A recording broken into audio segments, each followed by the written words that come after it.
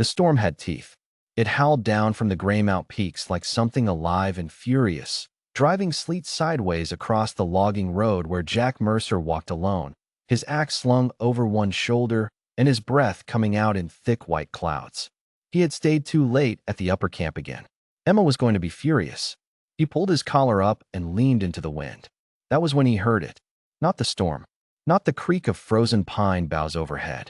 Something else, thin, reedy, almost swallowed by the roar of the weather.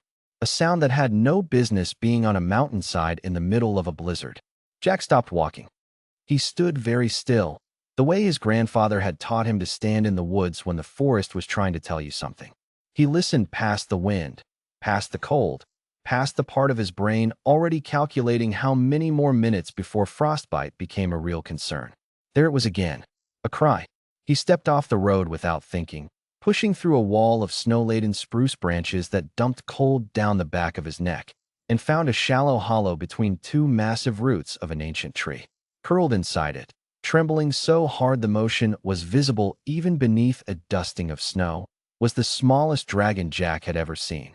Which was remarkable, because Jack had never seen a dragon at all. It was the size of a large cat, maybe. Scales the color of cold dust, fading to ash gray at the belly. Wings folded tight against its body like a bird sheltering from rain.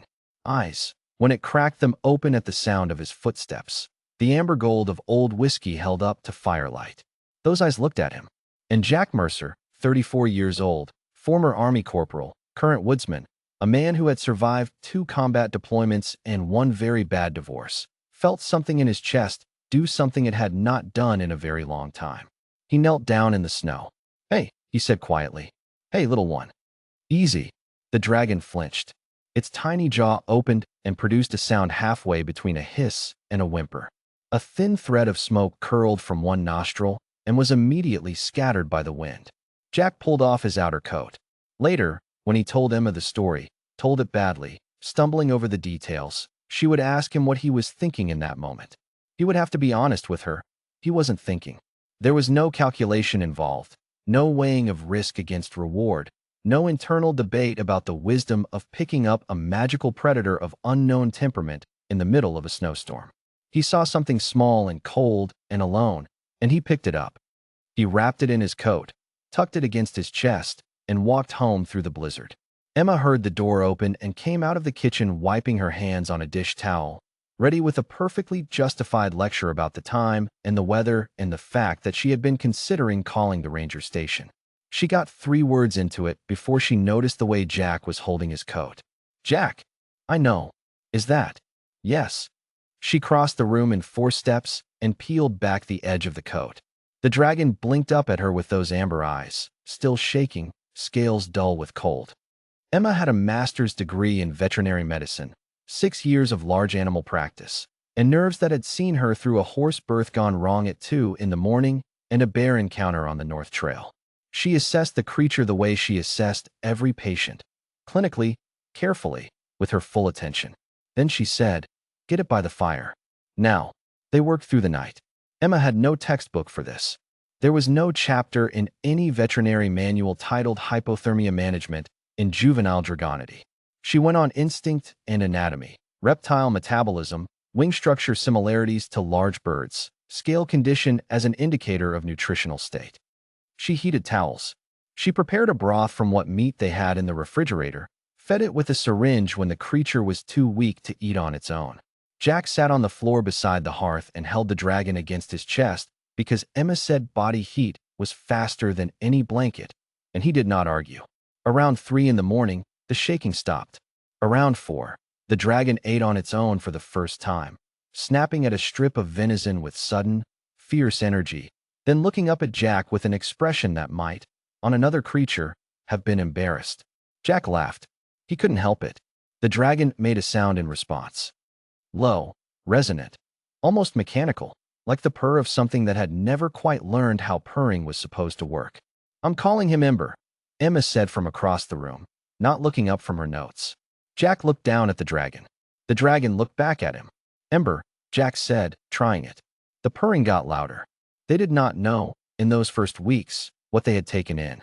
They learned slowly. The way you learn most important things, through accumulation of small evidence.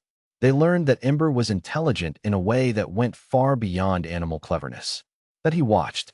That he remembered.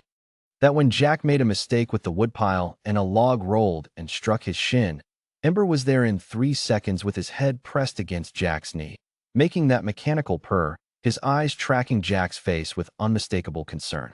They learned that the magical communities living quietly in the mountain valleys, the elder races who had built their settlements before human memory, reacted to Ember's presence with something close to reverence.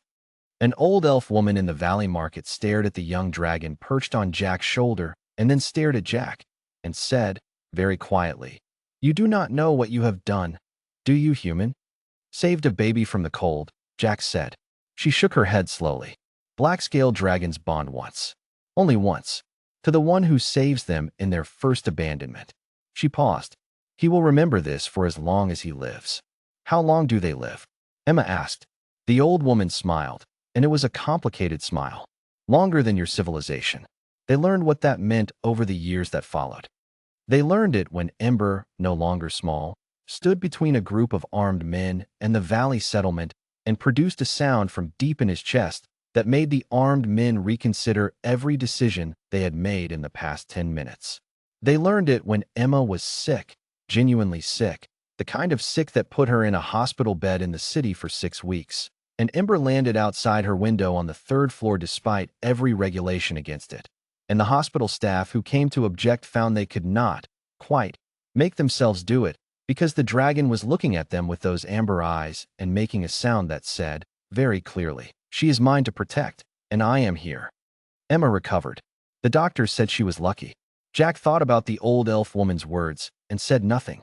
They learned it when word spread, and it did spread, through the slow channels of the old communities, across mountain ranges and ancient trade roads, that 2 humans in the Greymount foothills had a black-scale companion.